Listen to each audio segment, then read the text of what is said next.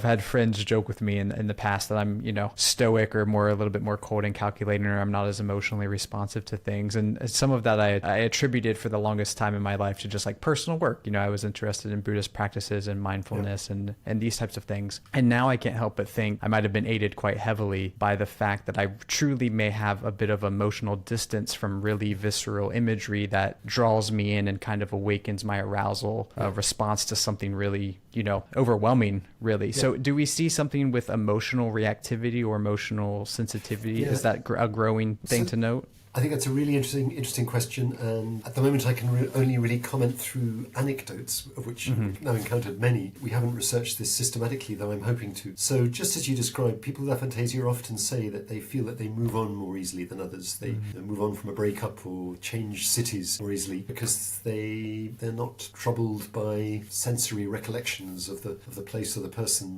they've lost. And similarly, they're perhaps better at living in the present because they're less preoccupied by anticipation of what might be coming in the future, sort of visceral sensory anticipations of what might be coming in the future. So I suspect that aphantasia does allow a kind of presentness that may be more difficult for people with vivid imagery to achieve, because they're more likely to have thoughts of past and present in their mind. And there could be, I think there are pros and cons to being at either extreme, but aphantasia might to some degree protect you from craving, for example. We know that cravings are often driven by images, might to some degree protect you from something like PTSD, because you may be a little less likely to experience those intrusive recollections, and there's a bit of an aversive event, and there's a bit of experimental evidence in favour of that.